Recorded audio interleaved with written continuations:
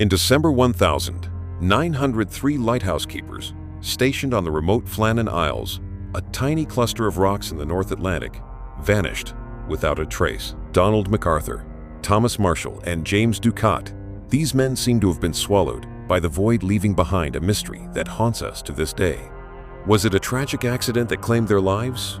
Or did something far more sinister unfold on that isolated island?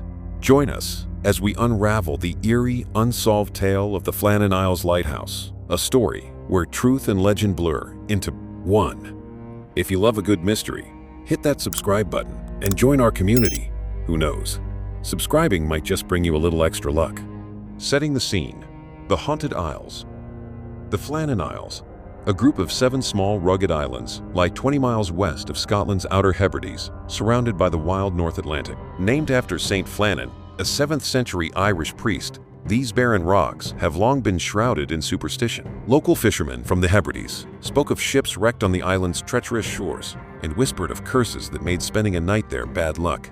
Despite this, in the 1890s, the Northern Lighthouse Board decided to build a lighthouse on Alien Moor, the largest of the 7 islets. Construction began in 1895, but was plagued by the ocean's fury with storms, making it nearly impossible to deliver supplies. After 4 grueling years, the lighthouse was completed and began operation on the 7th of December, 1899, a beacon of hope for ships navigating these perilous waters.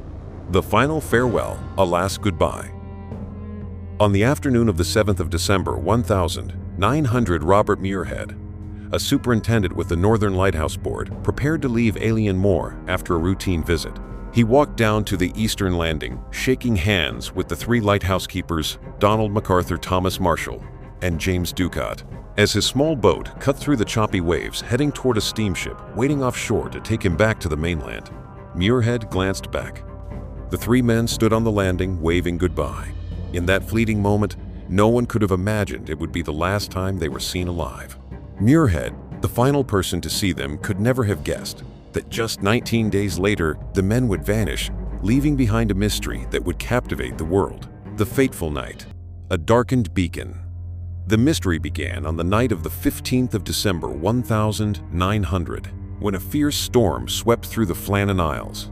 Just before midnight, the SS Arcster, a steamship traveling from Philadelphia to Edinburgh's port of Leith, passed close to Alien Moor. To the crew's shock, the lighthouse, which should have been a blazing guide through the darkness, was completely dark, an almost unthinkable occurrence for an active station like Flannan. The captain reported this anomaly when the ship docked at Leith hours later.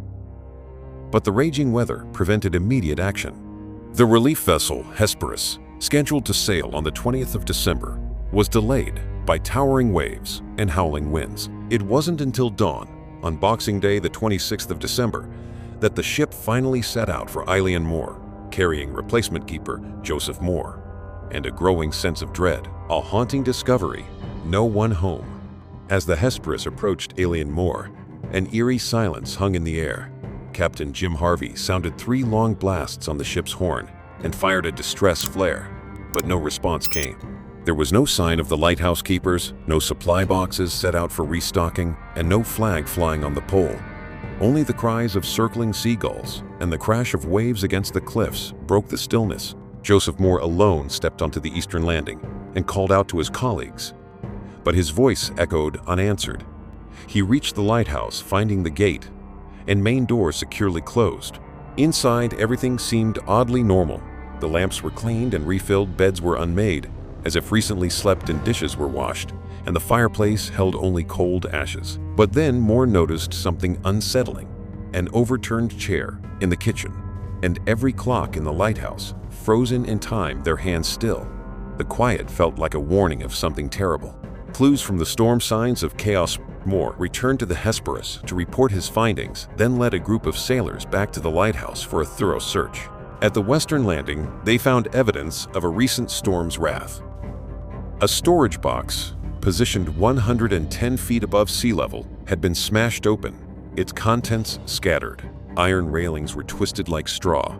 A railway track was torn from its concrete base, and a boulder weighing over a ton had been shifted. On the cliffs, 200 feet above the waves, the turf had been ripped away for 30 feet from the edge. The keeper's log, last updated at 9 a.m. on the 15th of December, documented this damage before their disappearance.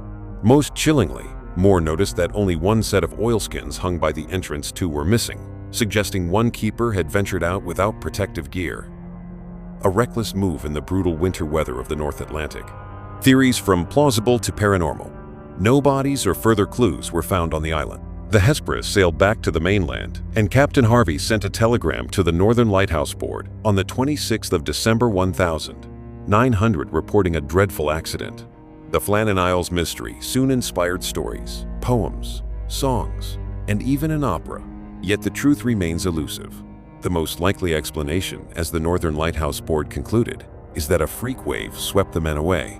Perhaps Marshall and Ducat were at the western landing securing damaged equipment, while MacArthur, stationed in the lighthouse as protocol required, spotted a massive swell approaching. Rushing out to warn his colleagues, he may have been caught in the same wave that claimed them all. This could explain the overturned chair and the single set of oilskins left behind. But questions linger. Why were the lighthouse door and gate closed?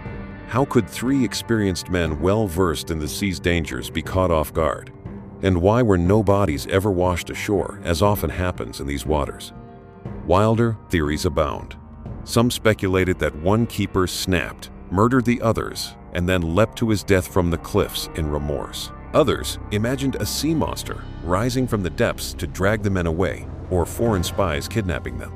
Local legends spoke of a ghostly boat rowing toward the island that fateful night, and in the latter half of the 20th century, tales of the Flannan Phantom gained traction. Some even suggested alien abduction. Over time, embellishments like a half-eaten meal or log entries about the keeper's mental states were added.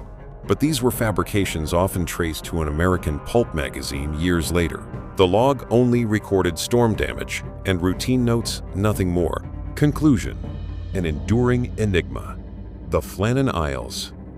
Lighthouse continued to operate without incident until 1971, when it was fully automated. Today, Alien Moor is visited only occasionally for maintenance, its cursed reputation fading with time. Yet the story of the three missing keepers lives on, a haunting reminder of humanity's fragility against nature's power and the mysteries that defy explanation. In his The 8th of January 1901 report, Superintendent Muirhead wrote with sorrow, "I carry the melancholy memory of being the last to shake their hands and bid them farewell." The Flannan Isles mystery may never be solved, forever suspended between reality and myth, like the relentless waves crashing against Alien Moor's lonely cliffs.